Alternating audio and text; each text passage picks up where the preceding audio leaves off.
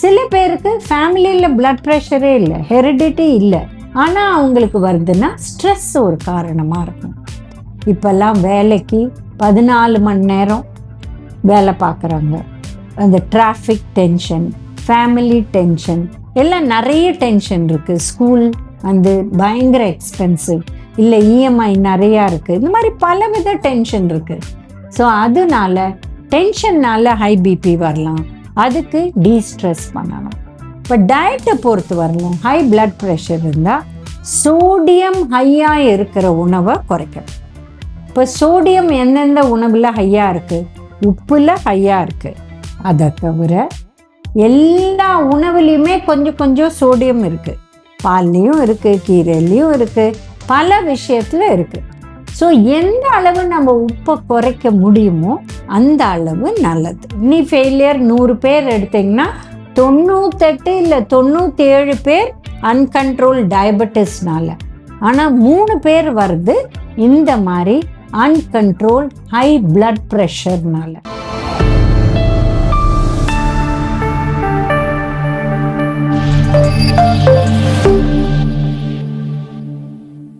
Cosmo Health வியூவர்ஸ்க்கு வணக்கம். நம்ம இந்த வீடியோவில் என்ன பார்க்க போகிறோம்னா, ஹை பிளட் ப்ரெஷர் இருக்கிறவங்க எப்படி உணவு எடுக்கணும். இப்போ ஹை பிளட் ப்ரெஷர்னா என்ன? நார்மல் பிளட் ப்ரெஷர் எல்லாருக்குமே 120 மேலேயும் கீழே 80யும் இருக்கணும். அதாவது சிஸ்டாலிக்னு சொல்கிறோம், அது 120 இருக்கணும். டயஸ்டாலிக் 80 இருக்கணும். இது 125 இல்லை 82 இருக்குன்னா ப்ராப்ளமே கிடையாது. பட் யாருக்கு வந்து 150 அதுக்கு மேலே இருக்கோ, இல்லை கீழே 85க்கு மேலே இருக்கோ, இவங்களுக்கு மருந்து கொடுப்பாங்க அதை கண்ட்ரோல் பண்ண. இது ரொம்ப முக்கியம். மருந்து எடுத்துன்னு கண்ட்ரோல் பண்ணதுனால ப்ராப்ளம் இல்லை. நிறைய பேர் நினச்சிக்கிறாங்க மருந்து எடுத்துட்டா லைஃப் லாங் எடுத்துக்கணும், அதனால வேண்டாம் அப்படின்னு எடுக்கிறாங்க. பட் அவங்க பிளட் ப்ரெஷரை கண்ட்ரோலில் வைக்கிறது தான் முக்கியமான கருத்து. இவங்க மருந்து எடுக்காத பிளட் ப்ரெஷர் அன்கண்ட்ரோல்ட் ஆனால் இதனால கிட்னி அஃபெக்ட் ஆகி கிட்னி ஃபெயிலியர் கூட வரலாம். அதனால ஜாகிரதையாக இருங்க. இப்போ கிட்னி ஃபெயிலியர் 100 பேர் எடுத்திங்கன்னா 98 இல்லை 97 பேர் அன்கண்ட்ரோல் டயபெட்டிஸ்னால. ஆனால் 3 பேர் வருது இந்த மாதிரி அன்கண்ட்ரோல் ஹை பிளட் ப்ரெஷர்னால. அதனால ஜாகிரதையா இருங்க. உங்களுக்கு ப்ரெஷர் ரெகுலராக முன்னையெல்லாம் 40 வயசுன்னு சொன்னோம், இப்போ 2025லேயே நீங்கள் ப்ரெஷரை ரெகுலராக செக் பண்ணுறது தப்பில்லை. சில பேருக்கு சிம்டம்ஸோட வரும் ப்ரெஷர். தலை சுத்தும், தலை வலிக்கும், இல்லை டிஸியாக இருக்கும். அப்போ அவங்களுக்கு ப்ரெஷர் எடுத்தால் தெரியும். சில பேருக்கு தெரியவே தெரியாது, சிம்டம்ஸே இருக்காது, அவங்களுக்கு வரும். அவங்க தான் இன்னும் ஜாகிரதையாக இருக்கணும். ஏசிம்டமேட்டிக் ஹை பிளட் ப்ரெஷர்னு அர்த்தம். இவங்க ஜாகிரதையாக இருக்கணும்.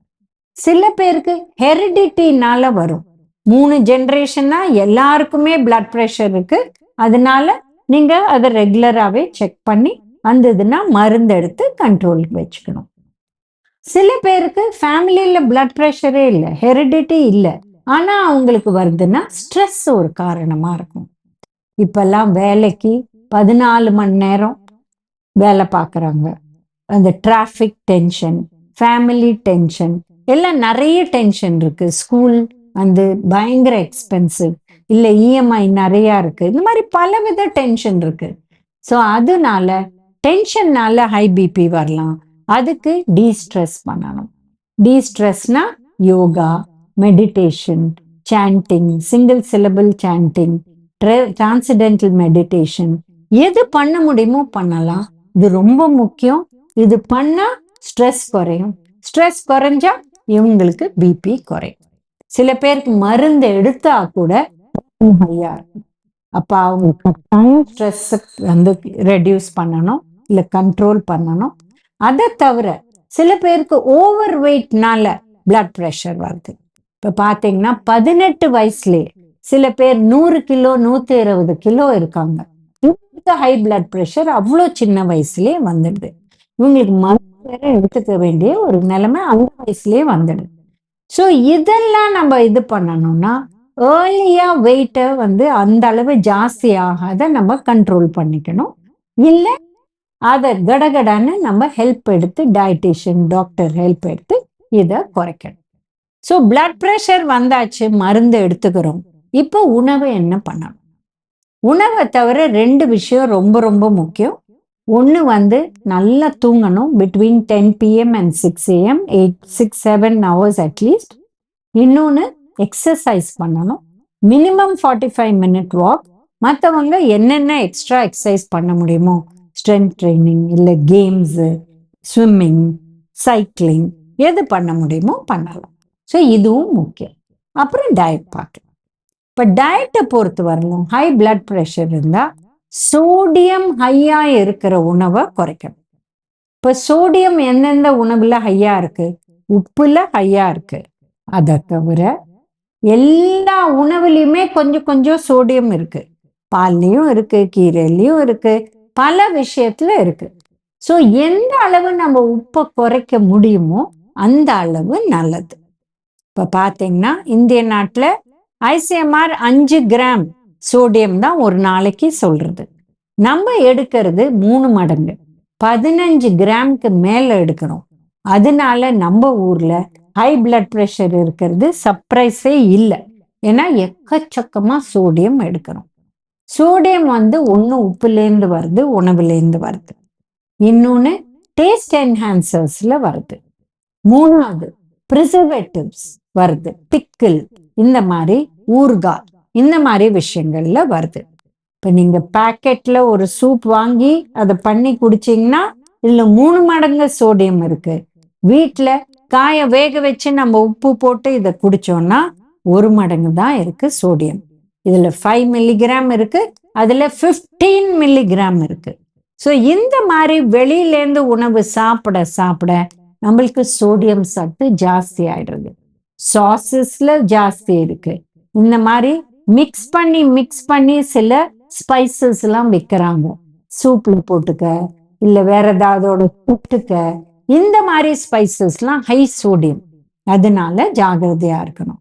ஸோ ஹை சாசஸ், சோடியம், ஊறுகாய், இதெல்லாம் குறைக்க குறைக்க குறைக்க நம்ம உணவுல உப்பு சத்து, சோடியம் சத்து குறையும். உப்பு கூட இப்ப ரைஸ்ல உப்பு போட வேண்டிய அவசியமே இல்லை. ஏன்னா சாம்பார் போட்டு சாப்பிட போறோம், இல்ல ரசம் போட்டு சாப்பிட போறோம், இல்ல மிக்சட் ரைஸ் பண்றத அதுல உப்பு போட்டு தான் பண்றாங்க. ஸோ வேக வைக்கிறச்சே அரிசியில உப்பு போட வேண்டிய அவசியமே இல்லை. அந்த இதுல உப்பே வேண்டாம், ஏன்னா தொட்டுக்கிறது பூரா உப்பு இருக்கு.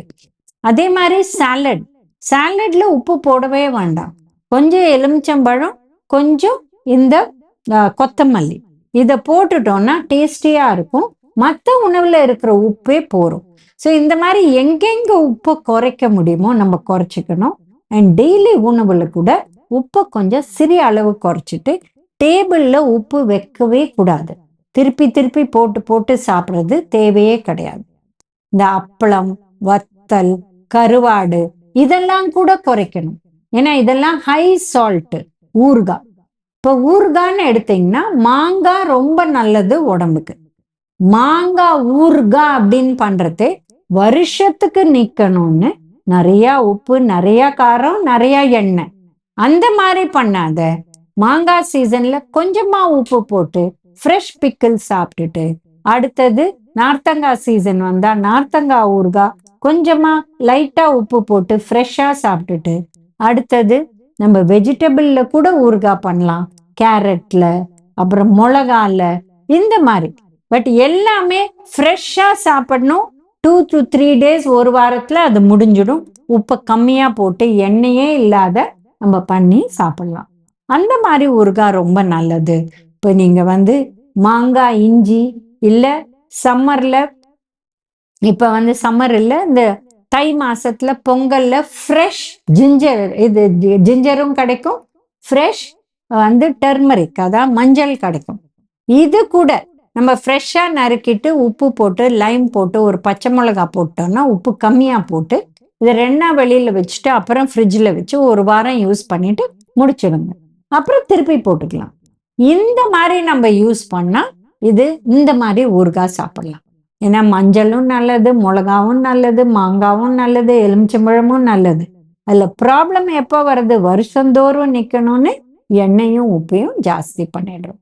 ஸோ இந்த மாதிரி நீங்கள் ஹெல்த்தியாக சாப்பிட்டு ஃப்ரூட்ஸு, சாலட்ஸு, ரைஸு இதுலெல்லாம் உப்பே போடாத, சாஸும் கிடையாது, ஸ்ப்ரிங்க்லர்ஸும் கிடையாது, அதெல்லாம் போடாத சாப்பிட்டீங்கன்னா உப்பு சத்தை குறைக்கலாம். அப்போ உங்கள் பிளட் ப்ரெஷரும் கண்ட்ரோலுக்கு வந்துடும். இந்த வீடியோவில் நம்ம பிளட் ப்ரெஷர் இருக்கிறத என்னென்ன உணவு சாப்பிடலான்னு பேசினோம். மீண்டும் இன்னொரு வீடியோவில் சந்திக்கலாம்.